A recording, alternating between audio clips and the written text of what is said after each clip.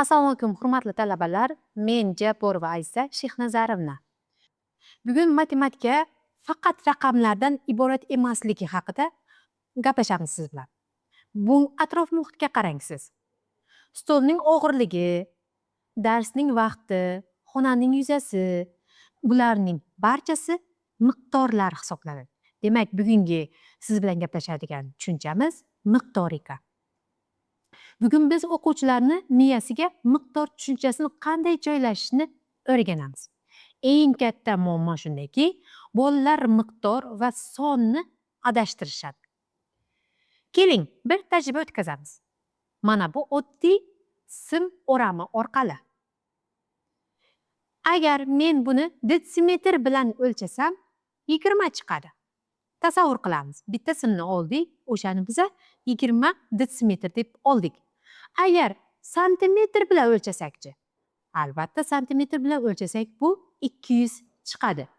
Agar metr bilan o'lchasa, atiga 2 chiqadi. Sim o'sha, lekin raqamlar har xil. Ya'ni bular 2, 20, 200 hisoblanadi. Metodikaning oltin qoidasi miqdor o'zgarmaydi. O'lchov birligi o'zgarsa, son o'zgaradi. Xo'sh, o'rgatishni nimadan boshlaymiz? Biza asosan o'quvchilarga biza miqdorni o'rgatayotgan paytimizda har qanday miqdorni uzunligini xoh yuza o'rgatishning qat'iy sxemasi borligini aytamiz. Birinchi bosqich tasavvurni aniqlash, ikkinchi bosqich solishtirish, ya'ni taqqoslash asosida. Uchinchi bosqich o'lchov birligi bilan tanishtirish. To'rtinchi bosqich o'lchash ko'nikmasini shakllantirish.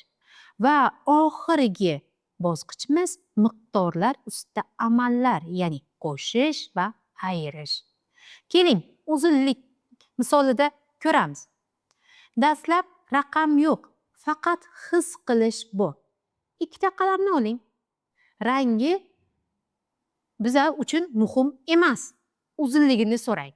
Qaysi biri uzun, qaysi biri qisqa. Bu ustiga qo'yish yoki yonma-yon qo'yish metodikasi asosida amalga oshiriladi. Bir-birsiga bola buni taqqoslaydi, solishtiradi. Lekin hamma narsani ham yonma-yon qo'yib bo'lmaydi.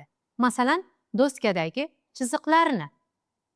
Ana endi bizga vositachi kerak. Bu o'lchaq hisoblanadi. Tasavvur qiling, sinfda qiziq eksperimental qilamiz. Doskaga bitta kesma chizdim. 3 ta bolaga 3 xil o'lchagich berdim. Birinchi o'lchadi, natija 8 ta katak, ikkinchisi 4 ta cho'p, uchinchisi 2 ta ip hisoblanadi. Shunda janjal kimniki to'g'ri? Hamma haq. Muammo shundaki, ularning o'lchov birliklari har xil hisoblanadi. Aynan shu vaziyat bolaga standart o'lchov birligi kerakligini tushuntiradi. Agar hamma santimetrda o'lchasa, janjal bo'lmaydi.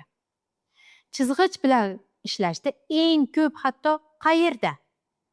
Bilamizki, boshlang'ich sinfda bolalarga chizg'ich oldiramiz.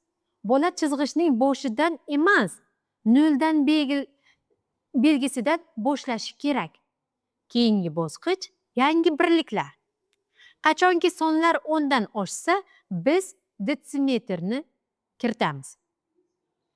10 santimetrimiz 1 detsimetr. Bu o'nlik tushunchasining geometrik egizagi hisoblanadi. Uzunlik metr, santimetr, detsimetr, metr, kilometrga bo'linadi. Ya'ni bunda biza bitta nol oshib borishini bilamiz.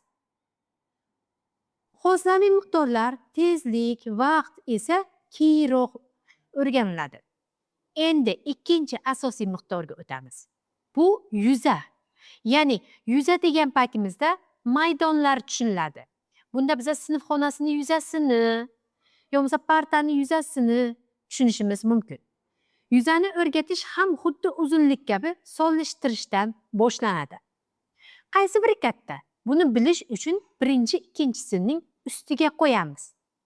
Agar ichiga sig'sa, demak kichkina, oddiy mantiq, lekin shakllar murakkab bo'lsa-chi? Masalan, kvadratlar, kublar, uchburchaklar. Demak, bunda biz asosan kvadrat katakchalar olamiga sayohat qilamiz. Yuzani o'lchash uchun bizga kvadrat o'lchami kerak bo'ladi. Yana o'sha muammo. Agar birlik har xil bo'lsa, natija har xil chiqadi. Masalan, 8, 4, 2 ni oladigan bo'lsak. Shuning uchun kvadrat santimetrlarni 1 santimetr kvadrat tushunchasini kiritamiz. Har bir o'quvchining qo'lida 1 santimetr kvadrat modeli bo'lishi shart. Ular bu kvadratni parta ustiga qo'yib, nechta sig'ishini sanaydilar. Lekin bu juda ko'p vaqt oladi. Yechim nima? Paletkada. Demak, paletka bu kataklar chizilgan shaffof qog'oz hisoblanadi. Biz shunchaki kataklarni sanaymiz.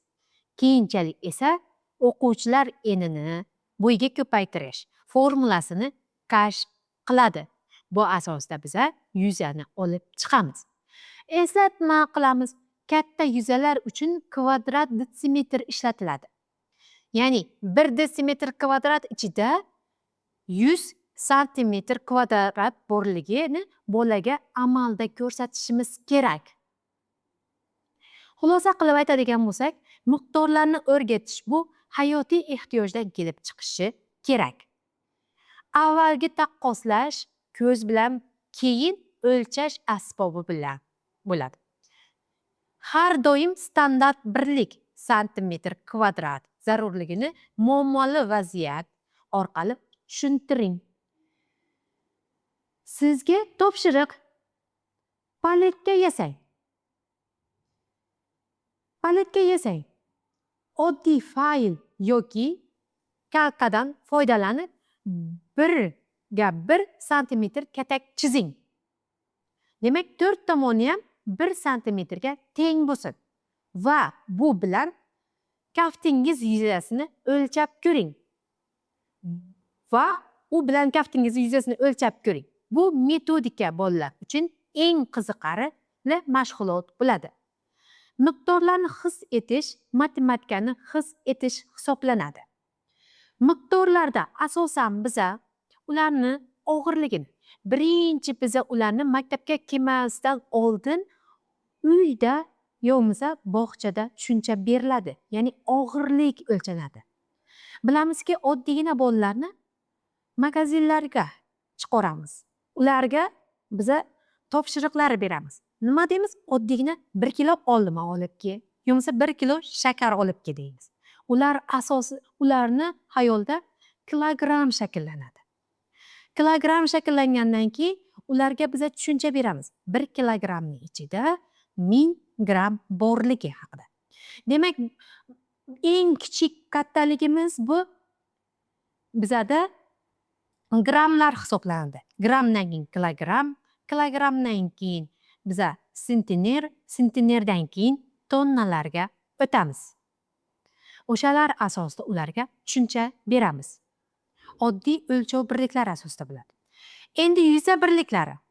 Bolaga qachon biz yuza tushunchasini tushuntiramiz? Qachonki hayotiy tajriba asosida tushuntirsak. Bular nima bo'lishi mumkin?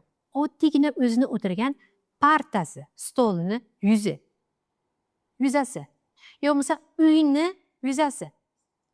Demak, bularga yuzani topish paytiga nima deymiz? Bo'yi bilan enini o'lchashni o'rgatamiz. Bo'yi va enini o'lchaganimizdan keyin ularni biz ko'paytiramiz. Siz aytishingiz mumkin. Qara jadvalni biz birinchi sinfda o'tmaymiz. Qanday ularga o'rgatamiz? Bularga asosan 4 tomonni o'lchab turib, qo'shish amali asosida mustahkamlaymiz. Keyinchalik 2-sinfga o'tgandan keyin qara jadvalga o'tgan paytimizda ikkita bo'y, ikkita en bir-birisiga tengligini bilamiz. O'sha uchun bo'y va enini ko'paytirish orqali yuza kelib chiqishini o'rgatamiz. O'lchov birliklarida ham bizada eng kichigimiz millimetr hisoblanadi. Millimetrdan keyin santimetr, santimetrdan keyin detsimetr, detsimetrdan keyin metrlar kelishi haqida tushuncha beramiz. Demak, bugungi mavzumiz yuza va miqdorlar tushunchasi edi. Bugungi darsimiz tugadi. Xayr, sog' bo'ling.